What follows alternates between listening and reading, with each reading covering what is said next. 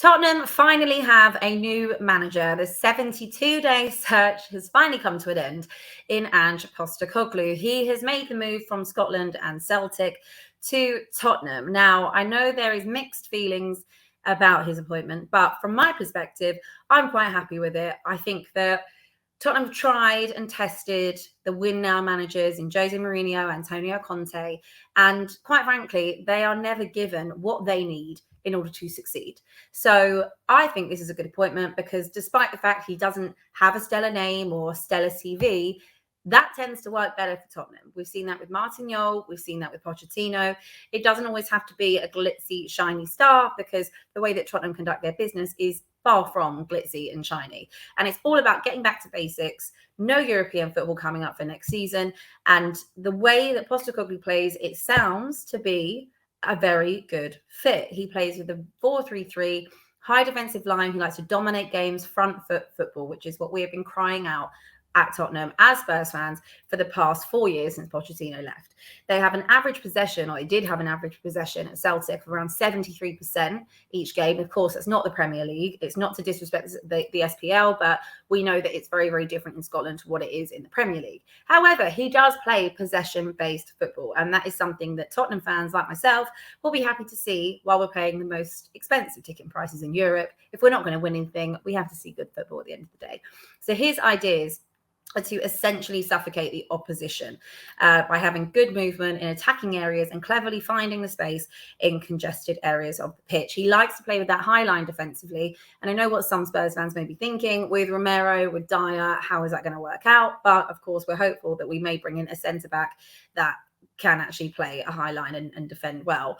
And the forward line in his setup stays as high as possible to basically stop the defence from the opposition from being compact. And the fullbacks, now we have an abundance of fullbacks, which we've collected over Jose and Conte's time.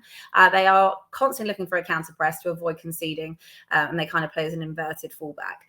And just to kind of get you on board with what he's achieved, I'm going to say all of these things, and I know as a Spurs fan it's not the Inters and it's not the Madrids or Barcelonas, but we have to work with what we're working with. And you know, his time in Australia at South Melbourne, he won back-to-back titles. The team had not won anything for 7 years, so you know, we're a little bit further down the line with 15, but same principle.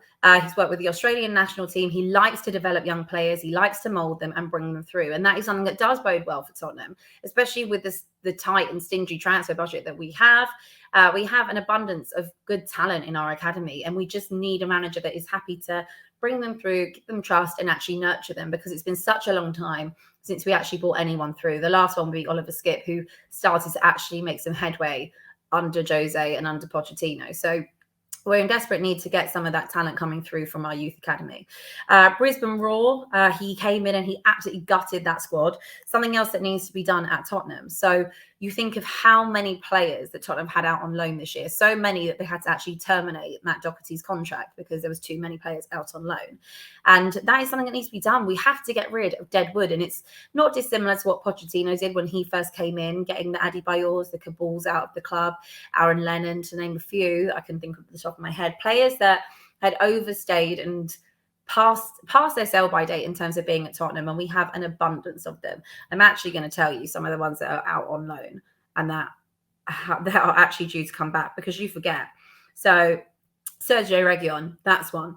Joe Rodon, Japhet Tanganga, not out on loan, but again, still at the club. Brian Sessegnon, Lo Celso, Tanguy Ndombele, Harry Winks. Of course, Lucas Moura is now off of the books as well. But these are just a few that we can name off the top of our head of players that are out on loan and are all due to be coming back to us. Brian Gill, another one. There are so many, and Tottenham have to start shifting some of this deadwood, as well as players that aren't just coming back on loan, but ones that are in the squad. Of course, Tottenham need a whole new defensive unit at the back. You know, we can keep Christian Romero, but he also needs someone there that can help raise his level, as he's been super disappointing this season. So gutting the team is not a bad idea. It's something I'm totally on board with as well. Within a year of his time at Brisbane, they were one of the most exciting teams to watch. They won the Australian League multiple times. And something that Postecoglou always says when he goes into any club is, give him a year and judge him after that. And that is the approach that I'll be taking. I don't feel the way I felt when Nuno was appointed. I think that this is someone that does fit the DNA of Tottenham in terms of the style of football that we want to be seeing, the type of managerial ideas he has. And I think that I'm happy to give him some patience on this. He deserves our patience. After Brisbane Roar, he moved on to the Australian national team. And again, he kind of gutted that as well. Out with the old guard, in with the new. He kind of reinvigorated that squad in a way. And all the players were basically 23 years or younger. And although they didn't do too well in the World Cup, they were in a group, I believe, with Chile and Spain and the Netherlands. A tough group for Australia. But again, they played decent football. And had they not been in that group, who knows where they could have gone on to. And looking at his time in the J League, again, very successful over there, moving on to Celtic, won the treble. And I know what people will say, the SPL is not competitive. It's not like the Premier League, but we can only judge him on his previous job and what he's achieved at that previous job, which has been pretty good. And, you know, he's absolutely dominated teams in Scotland, even by Celtic and Rangers standards. And I think that this is something that we can build on. You know, how do you expect a manager to be able to test his level if he is just confined to saying, oh, he's not good enough because he's only managed in Scotland, or he's not good enough because he's only managed in, you know, Japan. And for the record, Arsene Wenger managed in Japan and then came over here and was, you know, iconic and changed the way that football is, modern day football is. So that's something to keep in the back of people's heads, even as a Tottenham fan. I can appreciate on the European football front, they weren't too successful, Celtic. But again, obviously that's not a problem at Spurs this season because Tottenham aren't in Europe. And despite the fact they did lose their games and crashed out, they had loads of possession in those games.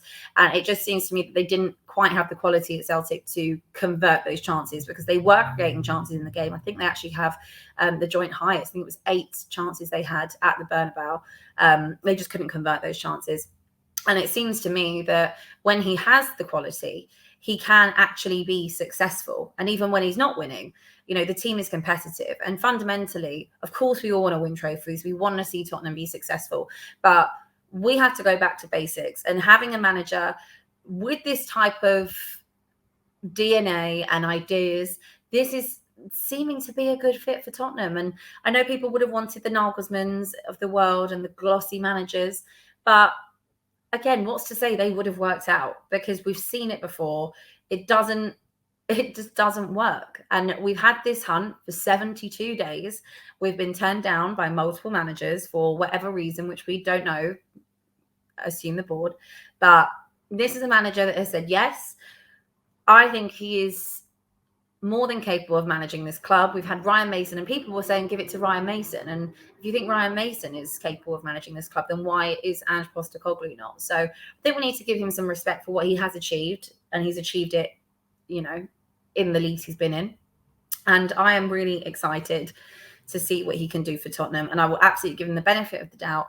And all I want to see is good attacking football, possession-based. And it'll be really nice to see Tottenham dominate games. Whether or not Harry Kane is there and he signs an extension, or if we have him for one more season, or if he's not there, then whatever happens, happens. And we're at this point where Tottenham have to go back to basics, as I keep saying. And let's see what this new manager, who can hopefully bring just some stability to the club, because Tottenham have had no stability for the past 4 years. The chopping and changing managers doesn't help. The dead wood and previous players that are left over, still from Poch, still from Jose, now from Conte. We have a lot of them. So I want him to come in, do what he wants to do for this club, and try and mould it. And I will judge him, and hopefully he is there in a year still, and it's all rosy, and we're back to playing in Europe or something like that. And maybe we will have won a cup.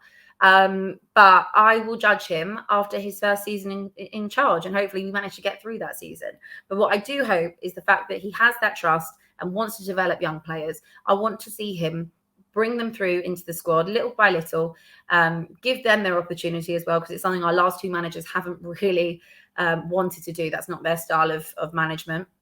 And also just, you know, get back to basics and winning games and knowing what this club stands for and what it's about. And hopefully he will also put some emphasis on the Carabao Cup, the FA Cup, because the way that all of these previous managers have acted towards those cups, including Pochettino, has not been right. You know, it doesn't mean you play your kids in that game.